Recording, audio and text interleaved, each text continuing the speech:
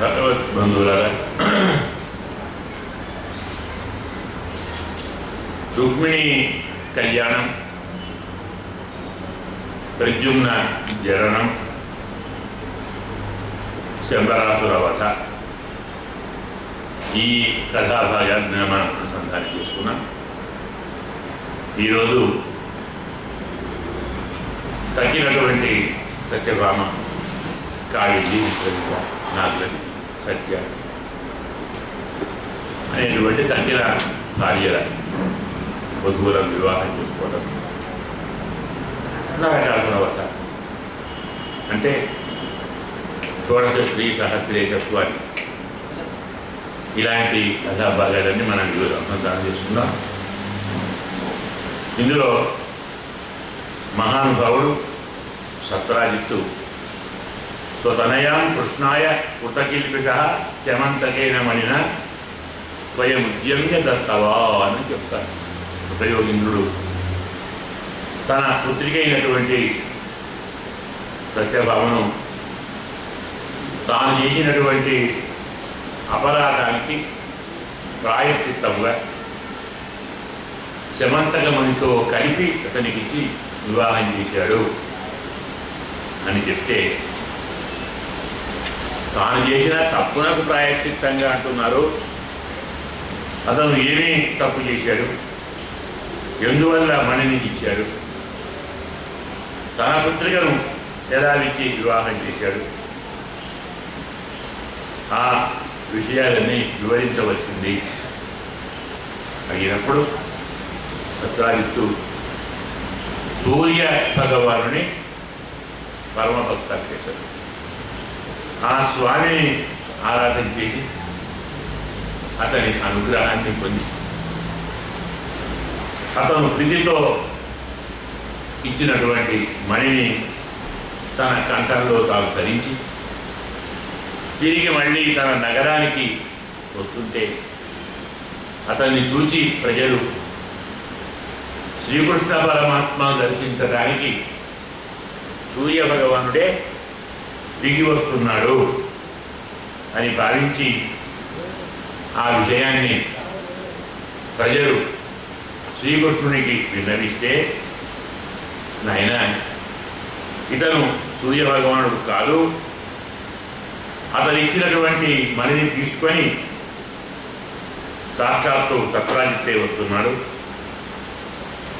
విషయాన్ని వివరించాడు.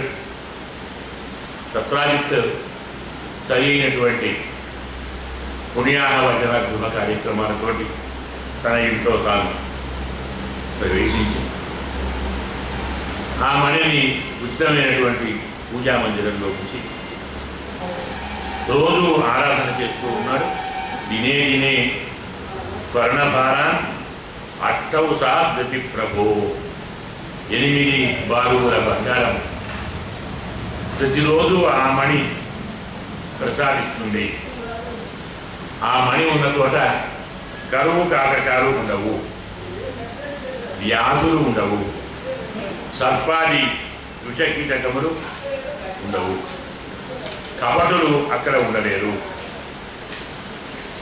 ఇది ఆ మణి యొక్క ప్రభావం. అలా ఆ మణిని తాను తన గృహంలో పూజా మందిరంలో ఉంచుకున్నాడు. అయితే ఇలాంటి వస్తువు ప్రజల దగ్గర ఉండటం న్యాయంగా క్షేమం కాదు, అది ప్రభు దగ్గర ఉండాలి. విలువైన వస్తువును ప్రజలు కాపాడుకోవాలి. చాలామంది ద్వారా ప్రమాదం అనుభవిస్తుంది, అపహరించవచ్చు. అందుకోసం రాజుగారికి ఇవ్వండి, సురక్షితంగా ఉంచుతారు. అందులో బంగారం లాంటివి కూడా ప్రజా సంక్షేమానికి ఉపయోగిస్తాయి. అని సాక్షాత్తు కృష్ణ పరమాత్మ అడిగినా దాని మీది ప్రలోభంతో, ఆశతో నేను కష్టపడి సూర్యభగవాను ప్రసన్నం చేసుకొని తెచ్చుకున్న మణిని ఇతరులకు ఎలా ఇస్తాను అని తిరస్కరించాడు. పెద్దలు కావాలి అంటే మారు మాట్లాడకుండా ఇవ్వాలి. తన కోసమే అయితే ఇవ్వద్దు. అతను అడిగింది తన కోసం కాదు, రాజు కోసము కాదు. రాజ్యంలో ఉంటే ప్రజల కోసం, ప్రజా సంక్షేమం కలుగుతుంది అని జరిగేది.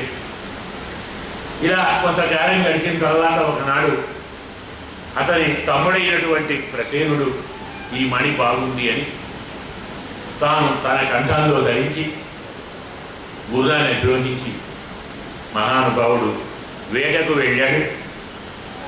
వేటలో ఆ మణిని చూచి ఒక సింహం మాంసం ఖండం అనుకొని గుర్రాన్ని అతన్ని వధించి మణిని తీసుకొని వెళ్ళింది. అదే సమయంలో అటుగా వస్తున్నటువంటి ఒక బంధూకం, అంటే సాక్షాత్తు జాంబవంతుడు, ఆ సింహాన్ని చంపి ఆ మణి తీసుకొని తన గుహలోకి వెళ్ళి తన పిల్లలకు దాన్ని ఆట వస్తువుగా, క్రీడా ఉపస్కారం అంటారు, ఏర్పాటు చేశారు. వేటకు వెళ్ళినటువంటి ప్రసేనుడు తిరిగి రాలేదు, మణి పెట్టుకొని వెళ్ళాడు. ఇదివరకు ఆ మణిని కృష్ణుడు అడిగాడు, ఇప్పుడు మణితో వెళ్ళినటువంటి ప్రసేనుడు రాలేదు అంటే మణి మీద ఆటతో కృష్ణుడే అతన్ని చంపి మణిని హరించాడు అనేటువంటి ఒక దుష్ట ప్రచారం జరిగింది. అది ఆ నోట స్వామి తాను కూడా ఉండి విని తన మీద వచ్చినటువంటి అపనిందను తొలగించడానికి కోసం కొంతమందిని నాగరికులను, కొంత సైన్యాన్ని, చాలా తక్కువ సైన్యాన్ని తీసుకొని అరణ్యానికి వెళ్ళి పడిపోయి చనిపోయి ఉన్న గుర్రాన్ని, ప్రసేన శవాన్ని చూశారు. అక్కడే ఓ బంధూకం యొక్క అడుగుదారులు పట్టుకొని ఆ బంధూక గుహను చూశాడు. తన వెంట వచ్చిన వారిని గుహ ద్వారంలో ఉంచి నేను వెళ్ళొస్తాను, వచ్చే వాళ్ళకు ఇక్కడే ఉండండి మీరు అని చెప్పి లోపలికి వెళ్ళాడు. ఎదురుగా మణి కనపడుతున్నాడు, పిల్లవాడు ఆడుకుంటున్నాడు. ఆ మణి తీసుకునే ప్రయత్నం చేస్తే రాత్రి, అంటే దాసి లేదు ఆ పిల్లలు పెంచేటువంటి మహానుభావురాలు పెద్దగా అరిచినందువల్ల సాక్షాత్తు జాంబవంతుడే వచ్చాడు. ఆ మహానుభావుడితో వారికి ద్వంద్వ యుద్ధం జరిగింది. ఇలా ఈ మహానుభావుడు 28 28 రోజులు ఘోరముగా ఇద్దరు యుద్ధం చేశారు. చివరికి జాంబవంతుడి బలాన్ని కోల్పోయి నన్ను యుద్ధంలో ఓడించగలవాడు మానవ మాత్రుడు ఎవడు కాదు, అలాగే దేవతల్లోనే ఎవడు లేదు. 14 లోకములలో ఏ జాతిలోనూ నన్ను ఓడించగలవాడు లేదు, శ్రీమన్నారాయణుడు తప్ప, సకల జగత్కారుడైన పరమాత్మ తప్ప ఏ యుద్ధంలోనైనా, ఇప్పుడు కూడా ఇంత వృద్ధాప్యంలోనైనా ద్వంద్వ యుద్ధంలో నన్ను ఓడించగలవారు ఎవరు లేరు. త్వమి సాక్షాత్ విశ్వసృజా స్రష్ట, సకల ప్రజాపత నీవు సృష్టించి ఉంటావు, నీవే కాలము, నీవే పరమాత్మవు అని అతని వాస్తవ స్వరూపాన్ని తెలుసుకుని ప్రార్థిస్తే తన దివ్యమైనటువంటి అమృతమైన హస్తంతో అతని ఒంటిని నిమిరాడు. అతని ముష్టికాతములకు మొత్తం నలిగి నుక్కైపోయినటువంటి శరీరం అమృతమయమైన హస్తస్పర్శతో మళ్ళీ కోలుకున్నాడు. ఇలా నా మీద అపనింద వచ్చినదయ్యా, దాన్ని తొలగించుకుందామని వచ్చాను. చూస్తే అది నీ దగ్గర కనబడింది. దాన్ని తీసుకొని వెళదామని వచ్చాను అని చెప్తే స్వామి మణిని తన కన్యామణిని అతనికి ఇచ్చాడు. వివాహం చేశాడు. 28 రోజులు 29 రోజులు గుహలోకి వెళ్ళినవాడు బయటికి రాకుంటే బయట ఉన్నవాడు తిట్టేంటి ఏమనుకోవాలి? 1 రోజు 2 రోజులు 4 రోజులు 10 రోజులు ఇలా చూచి అదృష్టవాదం శివుడే ప్రవిష్టస్య బిలం జనా. బిలంలోకి వెళ్ళాడు స్వామి, కానీ తిరిగి రాలేదు. ఒక 12 రోజులు మాత్రం ఎదురు చూచి ఇంకా ఎన్నాళ్ళు ఉంటాం, వారు మళ్ళీ తిరిగి ద్వారకా నగరానికి వచ్చారు.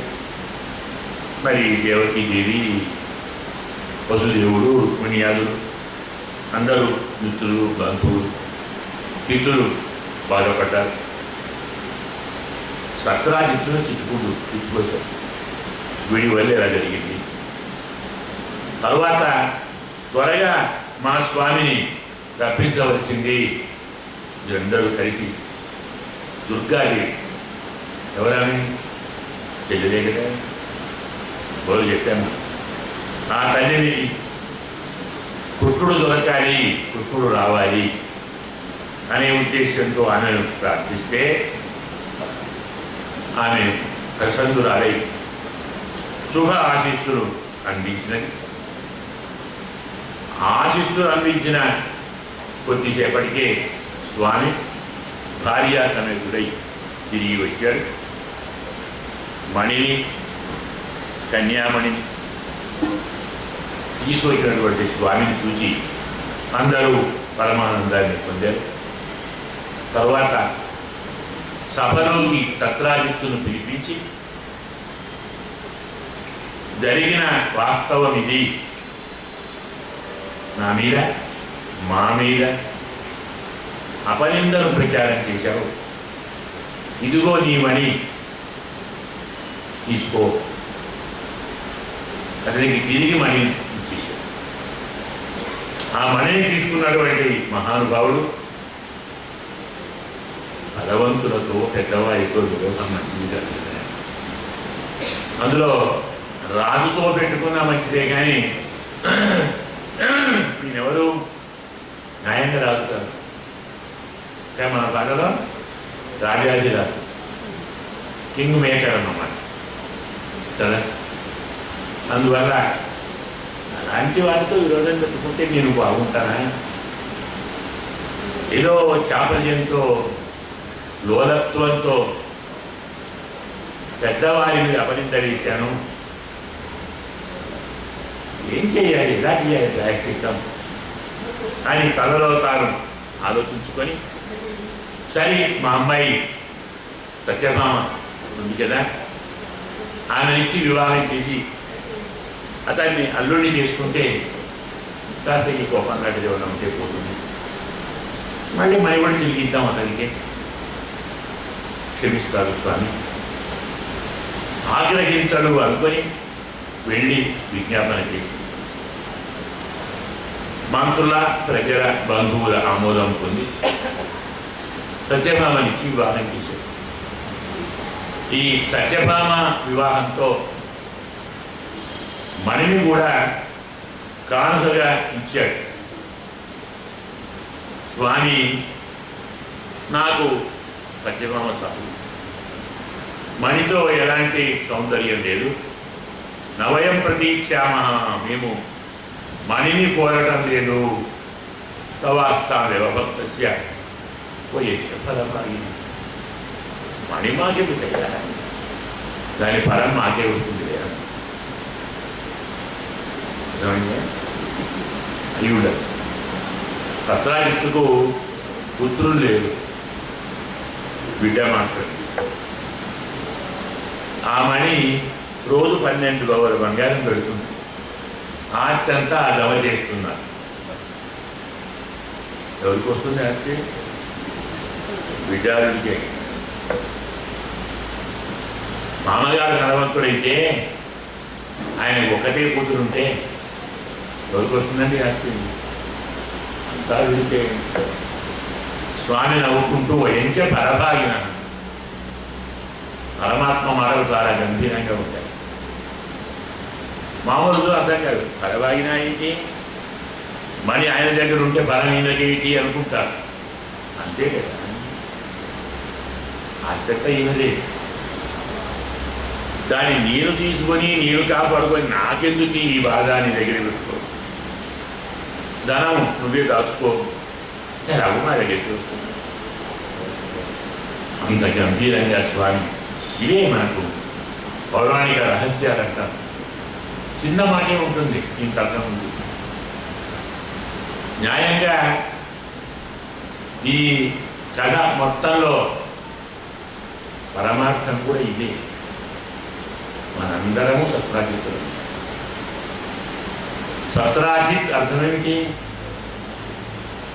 సత్రమును గెలిచినవాడు, సత్రమును చేసినవాడు. సత్రం అంటే యాగం, యాగం అంటే కర్మ.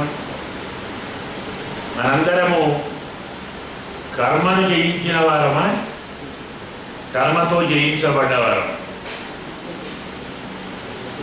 కదా? మనందరము కర్మబద్ధులం. కర్మ సాక్షి సూర్యభగవానుడు. అతను శమంతకమని ఇస్తాడు. శమంతకం శత్ త్యత్ తత్ యత్ ఇవన్నీ సుఖాన్ని చెప్పేమాట. సుఖాన్ని విస్తరింపజేసేమని శమం తనూతి. అలాగే శమ అంతక సుఖాన్ని నశింపజేసేమని. మనము ఆచరించిన కర్మ వల్ల కర్మసాక్షి అయిన పరమాత్మ మనకు సుఖాన్ని పెంచేమని ఇస్తాడు, సుఖాన్ని తృంచేమని ఇస్తాడు కదా. నేను కావాలా? నన్ను కోరితే మీ సుఖానికి అంతే లేదు. సాంసారిక భోగములు కావాలా? ఎప్పుడు పోతుంటాయి. ఇహములో అంతం సుఖమే, స్వర్గాది పరములలో కూడా సుఖము అంతమే. ఆ పరానికి పోతే అనంతం.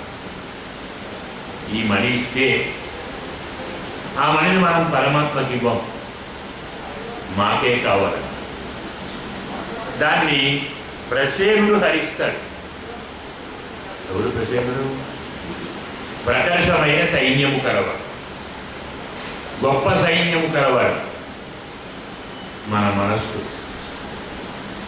దానికి 5 జ్ఞానేంద్రియాలు, 5 కర్మేంద్రియాలు మన సైన్యం.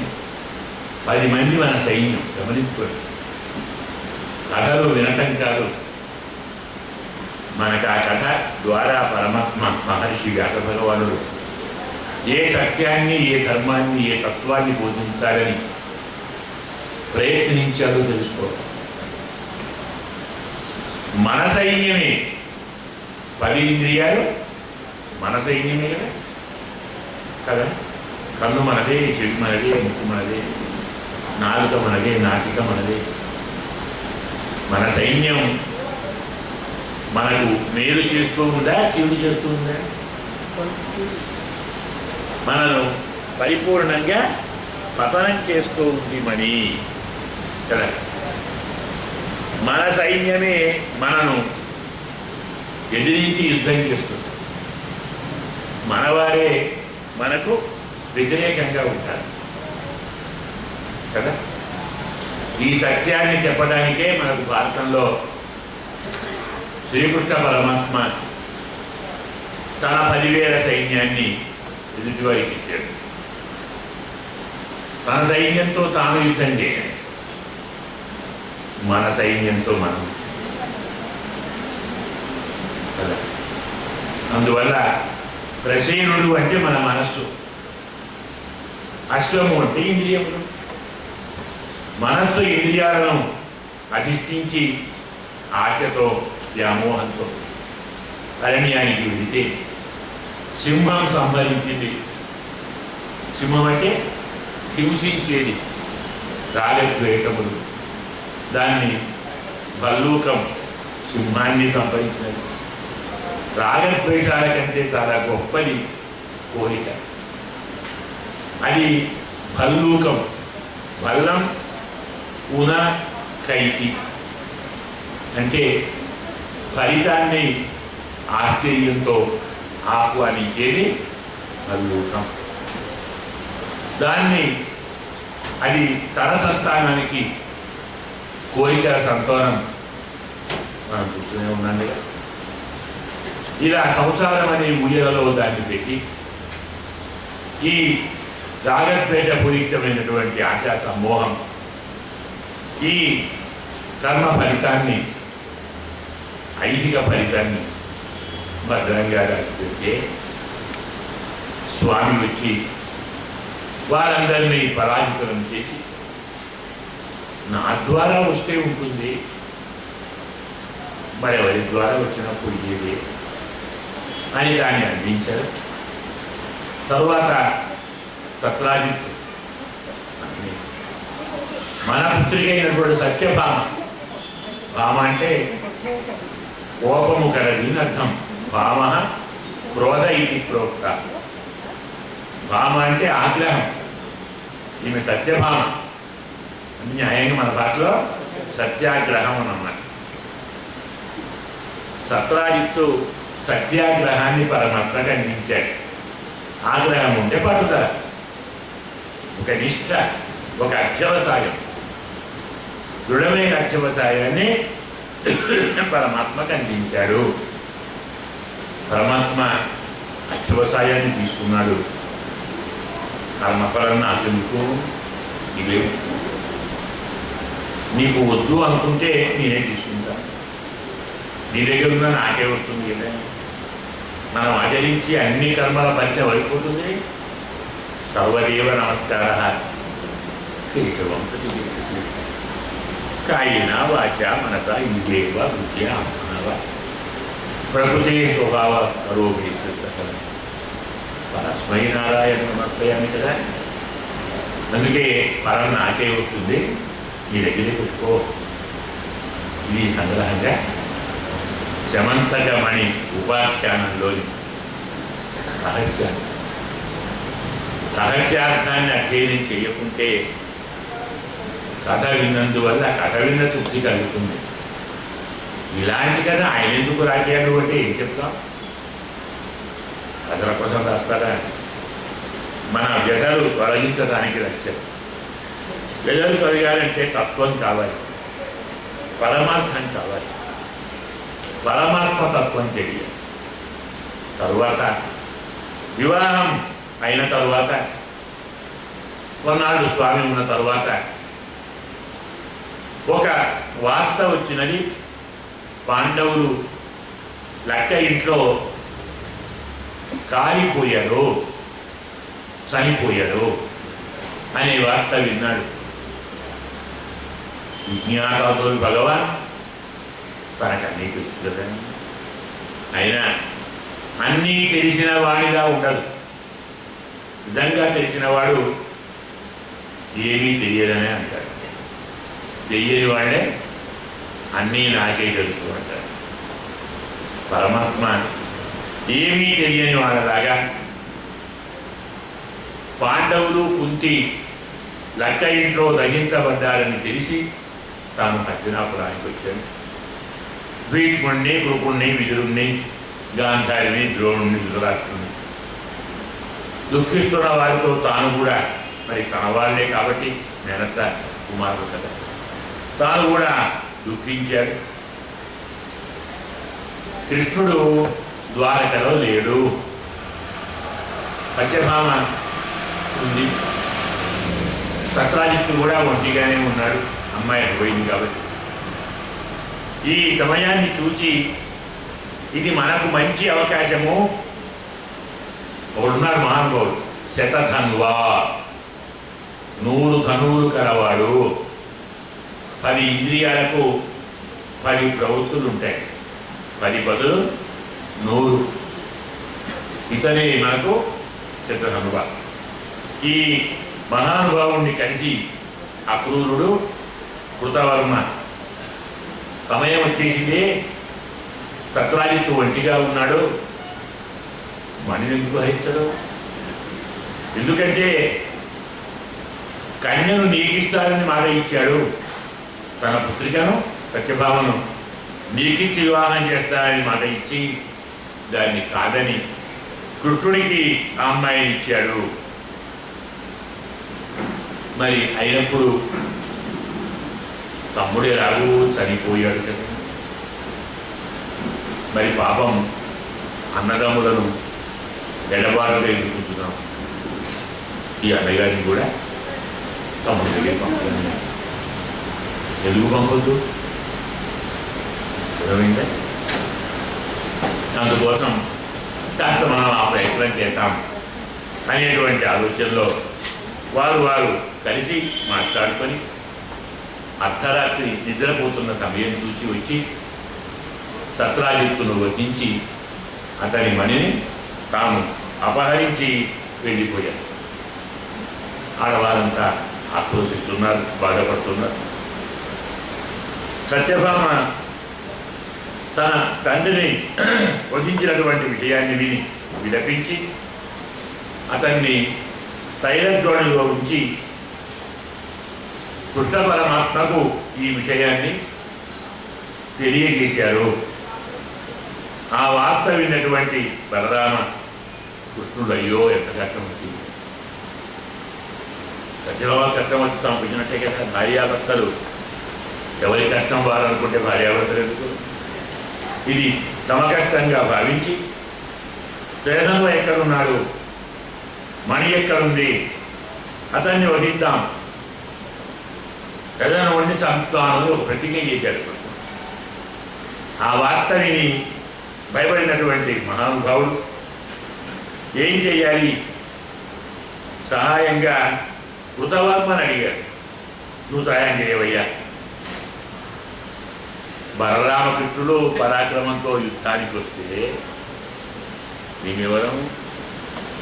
వారిని మేము ఎదిరించలేము. కంసుడు సపరివారంతో వెళ్ళిపోయాడు. జరాసంధుడంతటి వాడే 17 సార్లు యుద్ధం చేసి ఓడిపోయాడు. నా వల్ల కాదు అంటే అక్రూరుడిని అడిగాడు. అక్రూరుడు మణి కావాలంటే దాచిపెట్టాను, నిన్ను మాత్రం నేను రక్షించలేను అని స్వామికి నమస్కరించి ఈ మహానుభావుడు చెప్తే మణి అతనికి ఇచ్చి ఇతను పలాయనానికి తగ్గించాడు. శ్రీధనుడు పారిపోతున్నాడన్న విషయాన్ని తెలుసుకున్న కృష్ణ బలరాముడు రథాన్ని అభిరోగించి వెంటబడ్డాడు. ఇతను అశ్వాన్ని అభిరోగించి ముందు వెళుతున్నాడు. వెనక వీరుపడ్డారు. ఆ గుర్రం 100 యోజనాలు పరిగెత్తగలదు, ఆగటం. అంతేకాదు దాని లైఫ్ కూడా అంతే. 100 యోజనాలు అయిపోతే సరిపోతుంది. మనం కూడా ఎక్కడికి లైఫ్ ఉంటాం కదా, ఓ 1,00,000 కిలోమీటర్లు, ఓ 50,000 ఉంటాం. అలా 100 యోజనాలు దాకా వెళ్ళాడు. సరిగ్గా అది మిథిలా నగర ఉపవనానికి వచ్చింది. అక్కడ గుర్రము పడిపోయి తాను చనిపోయింది. వెనక నుంచి వీళ్ళు వస్తున్నారన్న భావనతో ఇతను పరిగెత్తితే పరమాత్మ బలరాముడిని అక్కడే ఉంచి అతని వెంటబడ్డాడు. ఎక్కడో దూరంలో తెలుసుకొని అతన్ని వధించి అతని శరీరంలో వస్తువుని ఎక్కడ మూట కట్టుకున్నాడేమో, మళ్ళీ దాచుకున్నాడేమో అంతా వెతికాడు. లేదు. తిరిగి వచ్చి అన్నయ్య మణి లేదు, అతన్ని వధించాం. మరి ఎక్కడ దాచిపెట్టాడు ఏమో వెతుకుదాం. బలరాముడు కూడా తమ్ముడిని అనుమానించాడు. దొరికిందేమో మణి, నా కృపణ ఇట్లనేక దాచుకున్నట్టుంది. ఎలాగేదా మణి ఆయనదే కదా, ఇస్తే వరకు నేను కాదంటానా? అడవి రహస్యం దాచాడా? కొంచెం చిన్నపోయి నాయన ఎలాగో ఇక్కడ దాకా వచ్చాం కదా, ఈ జనక మహారాజు నాకు బాల్యమిత్రుడు, నేను కొన్నాళ్ళు ఇక్కడే ఉంటాను అని చెప్పి కృష్ణ పరమాత్మను మాత్రం పంపించేసి, స్వామి అఖిలభూత అంతర్యామి కాబట్టి చూసుకున్నాడు. సరే సమయం కావాలి అని ఆగి కొంతకాలం అయింది. ఓ 6 నెలలు 7 ఏళ్ళు అక్కడే ఉన్నాడు. బలరాముడు మిథిలా నగరంలో జనక మహారాజు గారి దగ్గర ఉన్న సమయంలోనే ఆ వార్త తెలుసుకున్న దుర్యోధనుడు అక్కడికి వచ్చి గురువు గారితో గదా యుద్ధాన్ని నేర్చుకున్నాడు. పెద్దలు ఎక్కడున్నా ఊరికే తమకు వచ్చినటువంటి విద్యను 10 మందికి పంచుతారు, అడిగిన వారికి పంచుతారు. అంటే బలరాముడు మిథిలా నగరంలో విశ్రాంతి తీసుకుంటున్నట్టు కనపడ్డాడు. దుర్యోధనునికి గదాయుద్ధం నేర్పాడు. ఇంకోడు ఉన్నాడు మహాపిషంకని, ఒక క్షత్రియుడు. అతనికి వేదాంత పరమార్థ తత్వాన్ని బలవి తత్వమని పేరుతోటి అతనికి ఉపదేశించాడు. ధర్మోపదేశం చేశాడు, బ్రహ్మోపదేశం చేశాడు. బలరాముడికి యుద్ధం కూడా నేర్పాడు, దుర్యోధనుడికి యుద్ధం నేర్పాడు. ఇలా ఎన్నాళ్ళు బలరాముడు దూరంగా ఉంటాడు? నాకు మళ్ళీ ఈ శమంతమై ఉంటే అపనిందలు తప్పవేమో, దాని సంగతి చేయాలనుకున్న స్వామి కరువు కాటకాలు లేకుండా ఏ ప్రాంతం ఉందో చూడండి అని గూఢచారులను పంపాడు. దొరికింది ఎక్కడ అంటే అక్కడ మణి ఉందన్నమాట. సరే అక్కడ ఎవరున్నారో కనుక్కోండి. ఆ పూర్వుడు ఉన్నాడు అంటే మణి ఆయన దగ్గర మర్యాదగా అక్రూరుని పిలిపించి బలరాముడిని పిలిపించాడు, సభ ఏర్పాటు చేశాడు. ఇలా సభ అంతా ఏర్పాటు చేసి, నాయన అక్రూర, నీ దగ్గర మణి ఉందని నాకు తెలుసు, నీకు ఇచ్చిన వారికి తెలుసు, నీవు తీసుకున్నప్పుడు చూసిన వారికి తెలుసు. నేను ఆ మణిని కోరటం లేదు. మా మామగారు ఉన్నప్పుడు వద్దని చెప్పారు, నాకు మణితో పని లేదు. కానీ దాని మూలంగా నాకు అపనిందలు వస్తున్నాయి, నా వారే నన్ను అనుమానిస్తున్నారు. నేను నిన్నేమీ శిక్షించను, మణిని లాక్కోను, దగ్గర ఉంటే ఉన్నదని చూపుతారు, అనుమానాలన్నీ పోతాయి. చాలా గంభీరంగా దర్శయస్వ మహాభాగా బంధువునాం శాంతి మావహ, మణిని చూపవయ్యా, బంధువులకు శాంతి చేకూర్చు అని మహానుభుడు అడిగితే స్వామి అక్రూరుడు తన వస్త్రం నుంచి తీసి అందరికీ మణిని చూపించాడు. దానితో రెండవసారి తనపై వచ్చిన అపనిందను ఈ మహానుభావుడు తొలగించుకున్నాడు. ఇలాంటి శమంతకమని ఉపాఖ్యానాన్ని విన్నవారు కూడా ఇలాంటి దుష్కీర్తిని అపనిందను తొలగించుకున్నారు, గొప్ప ఉత్తమ కీర్తిని పొందుతారు, పరమాత్మ యొక్క అనుగ్రహాన్ని కూడా పొందుతారు. ఇది మనకు సంగ్రహంగా శమంతకమణి ఉపాఖ్యానము అంటాం. దీని తర్వాత అంటే మనకు రుక్మిణి, జాంబవతి, సత్యభామ కదా, ముగ్గురి వివాహం అయిపోయింది. వీరు కాక ఇంకొక 5 కావాలి. అట్ల భార్యను కదా, మనం వారిని చెప్పుకుందాం. ఒకనాడు కృష్ణ పరమాత్మ పాండవులను చూడాలని యుధానుడితో కలిసి మరికొందరితో కలిసి ఇంద్రప్రస్థానికి వెళ్ళాడు. వచ్చినటువంటి వారిని పాండవులు మర్యాద చేశారు, స్వాగతాలు చెప్పారు, సత్కారాలు చేశారు. కృష్ణ పరమాత్మ ధర్మరాజుకు భీముడికి నమస్కారం చేసి అర్జునుడిని ఆలింగనం చేసుకొని నకులసహదేవులను ఆశీర్వదించి, అర్థమైందే, వ్యాసుడు మహానుభావుడు చాలా చాలా రహస్యాలు చెప్తాడు. చిన్న చిన్న మాటల్లో ధర్మరాజుకు భీముడికి నమస్కరించాడు అంటే వారికంటే చిన్నవాడు పెట్టు. అర్జునుడిని ఆలింగనం చేసుకున్నాడు, ఇద్దరు సమవయస్కుడు. నకులసహదేవులను తాను ఆశీర్వదించాడు, తనకంటే చిన్నవాడు. మాట చిన్నదే. యుధిష్ఠిరస్య భీమస్య కృత్వా పాదాభివందనం పాల్గుణం పరిరభ్యాద యమాభ్యాంచ అభివందిత. ఇలా ఉత్తమాసనంలో మహానుభావుడు కూర్చొని, అప్పుడే కొత్తగా వారికి వివాహమైంది. ద్రౌపదిని వివాహం చేసుకొని వచ్చారు పాండవులు. ఆమె కొత్త పెళ్లి కూతురుగా వచ్చి స్వామికి అభివాదనం చేసింది, ఆశీర్వదించారు. సాత్యకి, అలా యుధానుడు, ఇలాంటి వారందరూ, పరమాత్మ, వీరందరూ వారిని సత్కరించారు. కుశల ప్రశ్నలన్నీ పూర్తయ్యాయి. ఇలా ఇంతవరకు అయినటువంటి సంభవించిన అన్ని రకముల కష్టములను, బాధలను ఒకరికొకరు చెప్పుకొని ఓదార్పును పొందుతున్నారు.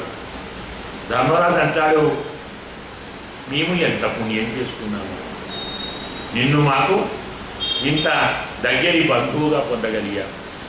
నీవు యోగేశ్వరుడవు, యోగీశ్వరులకు కూడా అంతరానివాడు కదా, అలాంటి నిన్ను మేము బంధువుగా చేసుకున్నాం అని స్తోత్రం చేశాడు.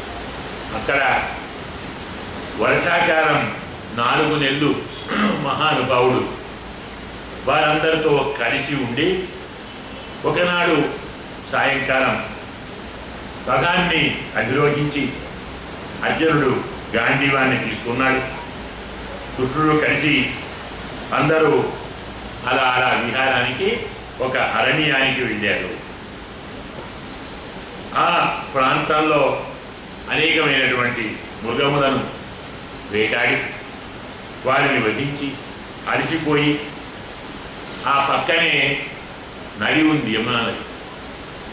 అక్కడికి వెళ్ళి స్నానం చేసి యమునా తీర్థాన్ని తాను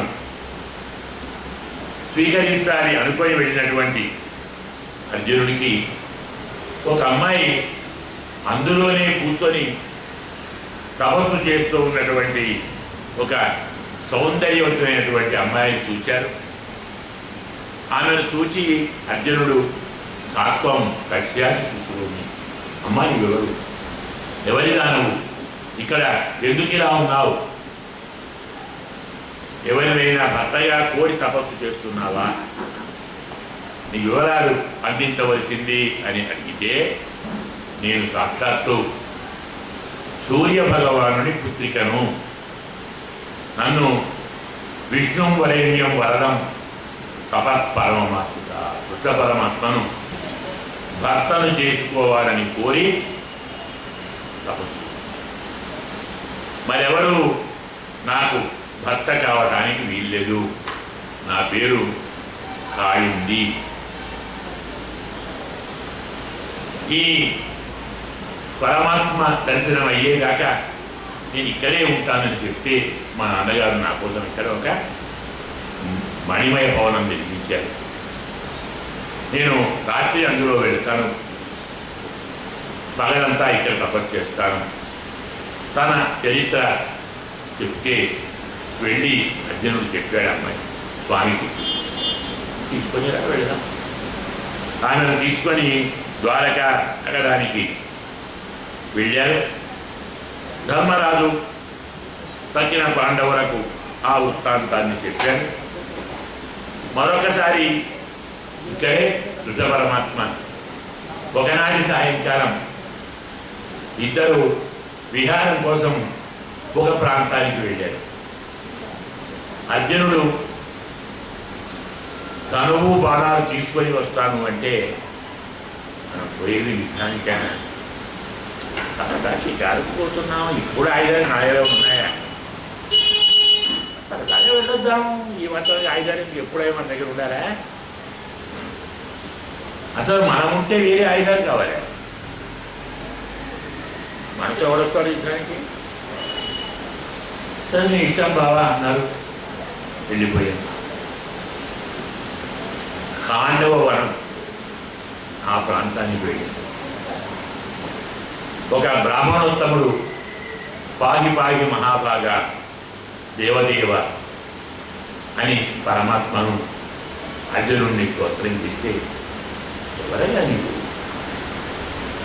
బ్రాహ్మణోత్తముడు నమస్కారం నేను చేయాలి, మీరు కాదు, కాదు కాదు నేను అగ్నిహోత్రుణ్ణి, యజ్ఞంలో వచ్చే అవిసును తాగి తాగి నాకు అజీర్ణ వ్యాధి అందుతుంది, మందు కావాలి, ఆ ఔషధాలన్నీ ఈ వనంలో ఉన్నాయి, ఇంద్రుడు ఈ వనాన్ని జాగ్రత్తగా అంటే ఖాండవం ఆయనదే జాగ్రత్తగా చూసుకుంటున్నాడు, ఇక్కడ అతని మిత్రుడు ఉన్నాడు, వారిని కాపాడుతున్నాడు, నాకు అనుమతిస్తే నేను ఈ వనాన్ని దహనం చేస్తాను, ఓషధులన్నీ తీసుకుంటాను, నా వ్యాధి చేస్తాను.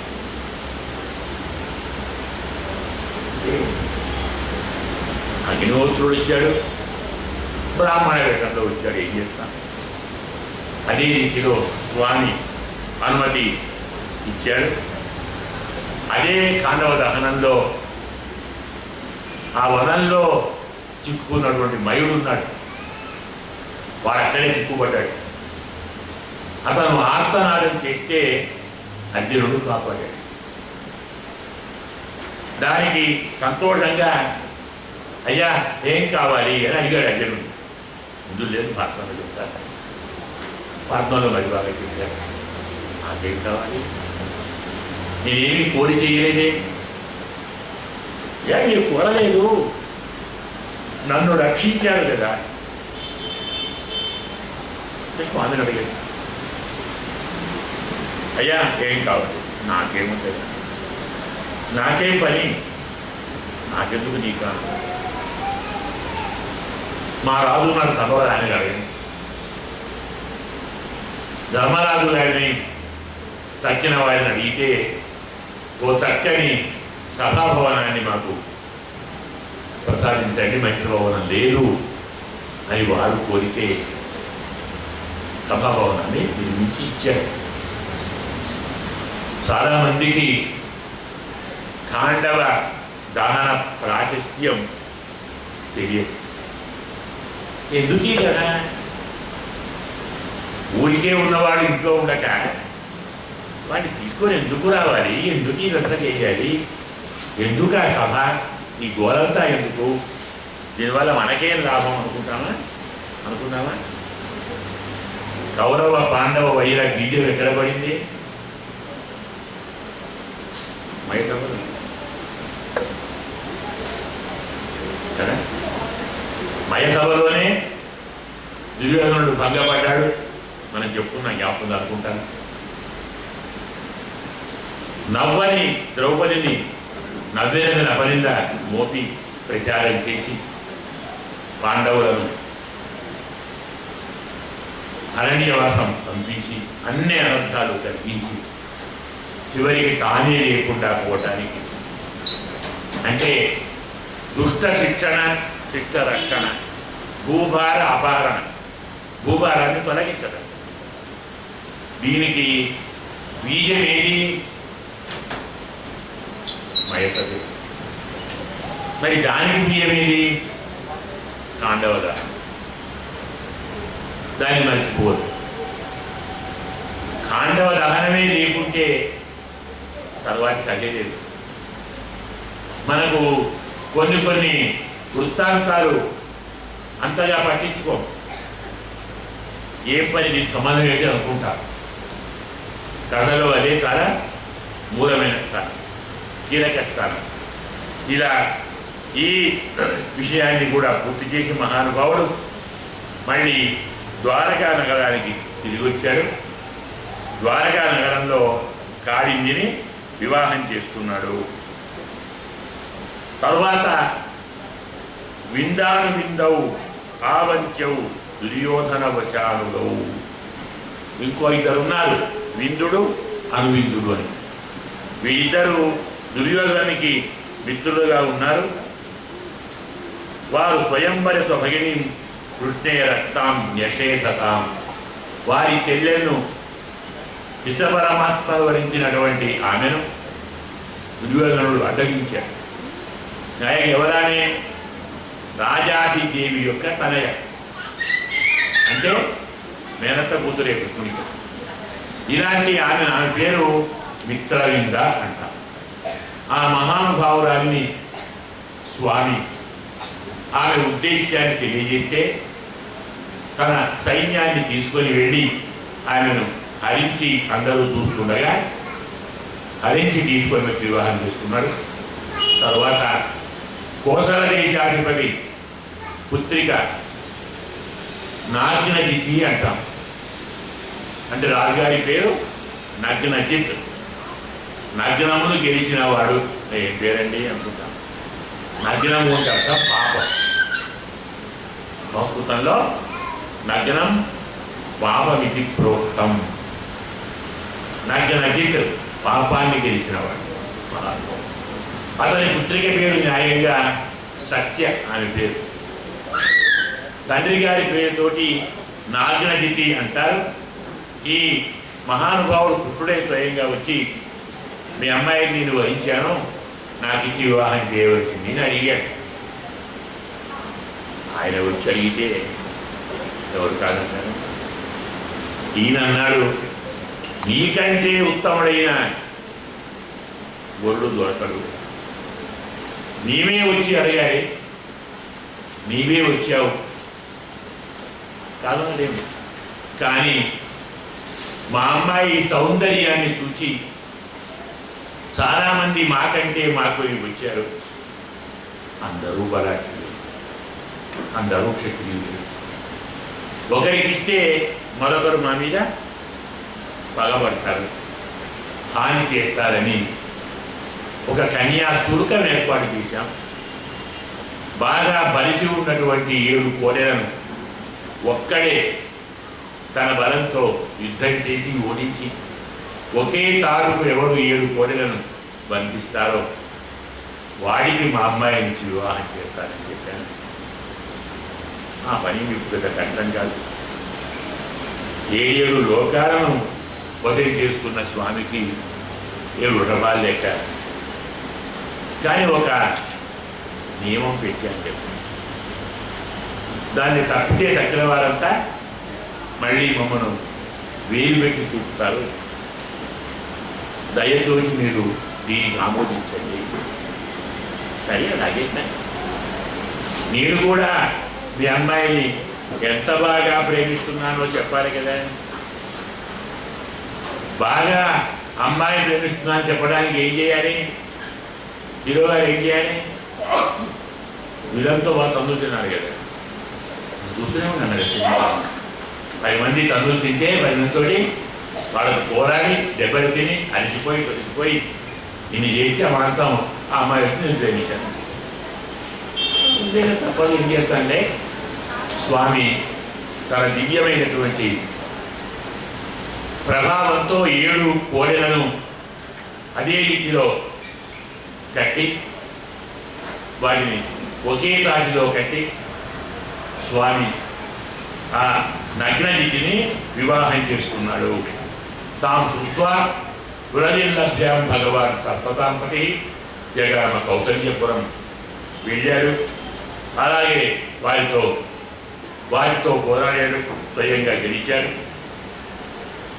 ఆ విధమైనటువంటి వారి వివాహంతో స్వామి అంటాడు, తద ప్రీతాకృతాం రాజా కథౌ కృష్ణాయ విస్మిత. పరమాత్మ పరాక్రమానికి ఆశ్చర్యపడినటువంటి రాజుగారు పరమానంద తన కుమార్తెను ఆమెకు ఇచ్చారు. ఇలాంటి మహానుభావులు స్వామి ఇప్పుడు మనకు కాళింది, మిత్రవింద, సత్య అనుకున్నాం. వారి వివాహానికి దివ్యంగా స్వర్గ లోకాలలోని దుందుకులు మోగాయి, మంగళవాద్యాలు మోగాయి. ఎంతో అద్భుతమైనటువంటి దశభేరు సహస్రాన్ని